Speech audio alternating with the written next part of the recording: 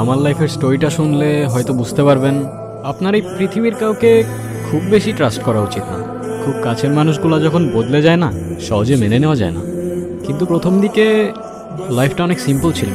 Friends ছিল, কাছের মানুষজন ছিল, ফারিয়া ছিল।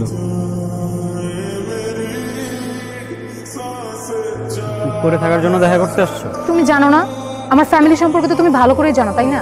2 দিন পর পর বিয়ের প্রপোজাল আসতেছে, আমি আর কত থামাইতে পারি? আমার তো একটু টাইম দিবা, তাই না? আর এমন না বসে আছি, প্যাশন যা ছিল সব বাদ দিয়ে রাস্তায় রাস্তায় ঘুরতেছি, জব খুঁজতেছি। আর কি চাও? কিচ্ছু চাই না। পারলে ভালো একটা জব ম্যানেজ করো, আর না হলে এই রিলেশনশিপ ভাঙতে একটুও টাইম লাগবে। কয়টা বাজে? 1টা। সন্ধ্যা হতে এখনো অনেক সময় বাকি, কিন্তু তখন আমার হাতে সময় ছিল খুব অল্প। ও প্রতিদিনই আমাকে বলতো একটা জবের জন্য ট্রাই করতে, তাও ভালো স্যালারি। 50-60 হাজারের নিচে তো ওর ফ্যামিলি সওদা করবে না। লাইফ কখন সবচেয়ে বেশি কমপ্লিকেটেড হয় জানেন? যখন আপনার চোখে হাজারটা স্বপ্ন, কিন্তু আপনি মিডল ক্লাস থেকে বিলং করেন। আর এটা একটা মিডল ক্লাস ছাড়া কেউ ফিল করতে পারবে না। তোমাকে রাতে কতবার কল দিছি আমি, কল পিক করো নাই কেন? আর এতগুলো যে মেসেজ দিছি, একটা মেসেজেরও রিপ্লাই করো নাই কেন? তুমি খালি তোমার দিকটাই দেখতেছো। তুমি ভালো করেই জানো আমি কেন রিপ্লাই করতে পারি। আমার সিচুয়েশনটাও তো একটু দেখো। ও, আমি আমার দিকটা দেখতেছি? প্লিজ কথাগুলোর এমনি তুমি টুইস্ট করো না। ওকে, করলাম না তো বলো আমাকে যে কি এমন মহৎ কাজ করতেছিলা যে আমার মেসেজে রিপ্লাই করতে পারো নাই? পারিয়া প্লিজ। হ্যাঁ বুঝছি, এবারও ইন্টারভিউতে কিছু হয় নাই তাই তো? জবটা হয়েই গেছিল, কিন্তু স্যালারি 12,000 টাকা। 12,000 টাকা? 12,000 টাকা দিয়ে কি হয়? আর মনে রাখো, একটা হ্যান্ডসাম স্যালারি মানে 50-60 হাজার টাকা, এমন না হলে কিন্তু আমার বাসা থেকে মানবে না। আচ্ছা, আমাদের নেক্সট কবে দেখা হবে? যদি জবটা পাও শুধুমাত্র তাহলেই দেখা করতে এসো, আদারওয়াইজ এটাই আমাদের শেষ দেখা। কিরে এতক্ষণ ধরে কি ভাবতেছস? তোর একটা কোশ্চেন করি, কর। মিডল ক্লাস লাইফটা এত কমপ্লিকেটেড কেন বলতো? এই কমপ্লিকেটেড লাইফের একটাই সলিউশন, টাকা। মানি ক্যানট বাই হ্যাপিনেস। শোন, তোর একটা কথা বলি, দিন শেষে টাকাই কাজে লাগে। আর আজকে না হয় কালকে টাকা তো তোরে কামাইতেই হবে। পকেটে নোট না থাকলে না কেউ পাশে থাকে না, এমনকি তোর কাছের মানুষটাও না। সবকিছুই বুঝলাম, কিন্তু আপনার এই অবস্থা কিভাবে হলো? এই অবস্থা বলতে ব্লাইন্ড। সেদিন ইন্টারভিউয়ের জন্যই যাচ্ছিলাম, মনের মধ্যে অনেক বড় একটা ভয় কাজ করতেছিল। কিন্তু ভয়টা ইন্টারভিউয়ের জন্য না, ফারিয়াকে হারানোর। কিন্তু হঠাৎ মনে হচ্ছিল এটাই আমার লাইফের শেষ দিন। চোখের সামনে সব কিছু অন্ধকার হয়ে যাচ্ছিল। এরপর অনেক দিন ফারিয়ার সাথে দেখা হয়নি।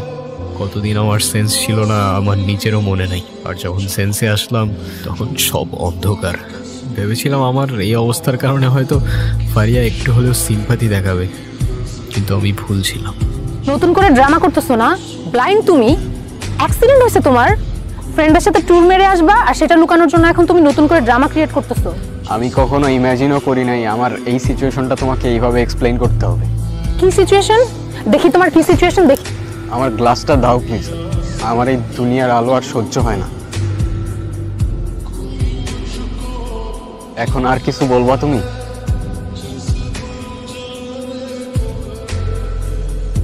এরপর থেকে সব কিছু চেঞ্জ হতে শুরু করলো, সিচুয়েশনস আর সাথে মানুষগুলো। ফারিয়া আর আগের মতো বিয়ের প্রেশারও দিত না। আমার ব্লাইন্ড হওয়ার সাথে সাথে ওর বাসায় বিয়ের প্রপোজাল আসাও বন্ধ হয়ে গেল। আপনার স্টোরিতে আমি কনফিউজড হয়ে যাচ্ছি। বাই দ্য ওয়ে, তারপর কি হলো? এভাবে অনেক দিনই কাটলো।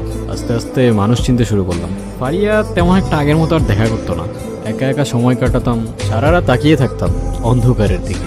তার কিছুদিন পর ফারিয়া দেখা করতে আসে। কি অবস্থা, কেমন আছো? তুমি বুঝলে কিভাবে আমি আসছি? তুমি আমাকে ইজিলি ভুলে যাইতে পারো, আমি পারি না। ভুললে এখানে তোমার সাথে দেখা করতে আসতাম না। আচ্ছা, তুমি এখন আমাকে এইভাবে ইগনোর কেন করো? আরে কই ইগনোর করি, বুঝো না বাসায় একটু কাজ থাকে তো এর জন্য আর কি, তেমন কিছু না। আচ্ছা তুমি একটু থাকো, আমি একটু সামনে শপিং মলে যাবো, বুঝছো আমার একটা আইলাইনার কিনতে হবে। আমার সাথে যাও, আমিও যাই। তুমি বুঝোই তো এখন। ও আচ্ছা, হ্যাঁ সরি। আচ্ছা তুমি ওয়েট করো, আমি যাই। তুমি এখানে আসছো কেন? তুমি এখানে কেন? তোমার না বলছি ওর সাথে দেখা করবো না? তুমি কি আমার সাথে ডাবল গেম খেলতেছো? আমি তো চাইতেছি ওর পিছু ছাড়াতে, পারতেছি বলো? তোমার কিচ্ছু করতে হবে না, আমি সব সেট করে রাখছি। তুমি আমার কথাগুলো শোনো, আমাকে ফলো করো। আচ্ছা ওয়েট। চলো। কোথায়? আরে অনেক বাজে, আর তোমাকে কিছু কথাও বলার ছিল ইম্পর্টেন্ট। চলো। কি কথা? হাঁটতে হাঁটতে বলি। আচ্ছা আচ্ছা, আমরা কোন রাস্তা দিয়ে যাচ্ছি? এই তো এখানে একটা নতুন রাস্তা হয়েছে, ওইটা দিয়ে যাচ্ছি। আমাদের সাথে কি আর কেউ আছে? আরে না, আমাদের সাথে আর কে থাকবে? আমি স্মেল পাচ্ছি। আরে কি বলতেছো তুমি? চলো না, কেউ নাই আমাদের সাথে। তুমি কি আমাকে ট্রাস্ট করো না? তুমি নাকি ইম্পর্টেন্ট কথা বলবা বলছিলা, বলো না কি বলবা। পারিয়া,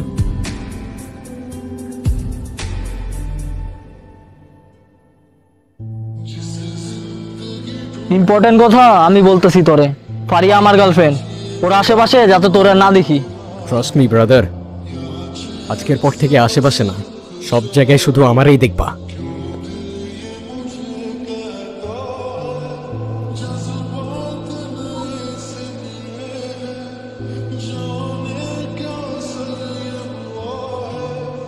ফারিয়া, আমি জানি তুমি এখানেই আসো। তুমি আমারে ভুলে গেলেও আমি তোমার স্মেল ভুলতে পারি নাই।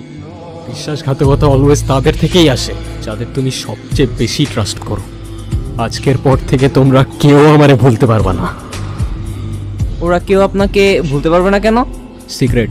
বাই দ্য ওয়ে, আমার এখন উঠতে হবে। আপনার জন্য আমার কাছে একটা গিফট আছে। কি গিফট? এটা আমার নিজের বানানো পারফিউম। এটা শুধু তাদের কাছেই থাকে যাদের আমার স্টোরিটা জানা থাকে। আপনি হয়তো আমাকে চেনেন না, বাট ট্রাস্ট মি, আজকের পর থেকে আপনি আমাকে ভুলতে পারবেন না। আজব তো, আমি এখন এই পারফিউম দিয়ে কি করব? ইঁদুর ফাঁদে পা দিছে।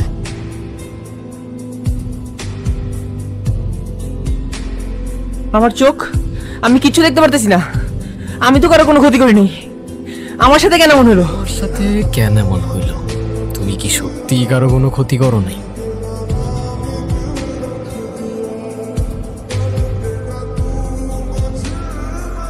কেটে পড় তুর্য, তোর কোনো দোষ নাই। এটা শুধুমাত্র একটা অ্যাক্সিডেন্ট। আমার বাবা ছিলেন ম্যাজিশিয়ান, তার থেকেই আমি জানি পারফিউম দিয়ে কত কিছু করা সম্ভব। কিন্তু আমার বাবা সবসময় বলতো, তোর পারফিউম ততদিন কাজ করবে না যতদিন তুই তোর পাওয়ার ইউজ করার কোনো কারণ খুঁজে না পাবি। আর সেদিন তুই পেয়ে যাবি, ওকে আর কেউ আটকাতে পারবে না। এখন দেখো বাবা, তোমার ছেলেকে আজকে কেউই আটকাইতে পারে নাই।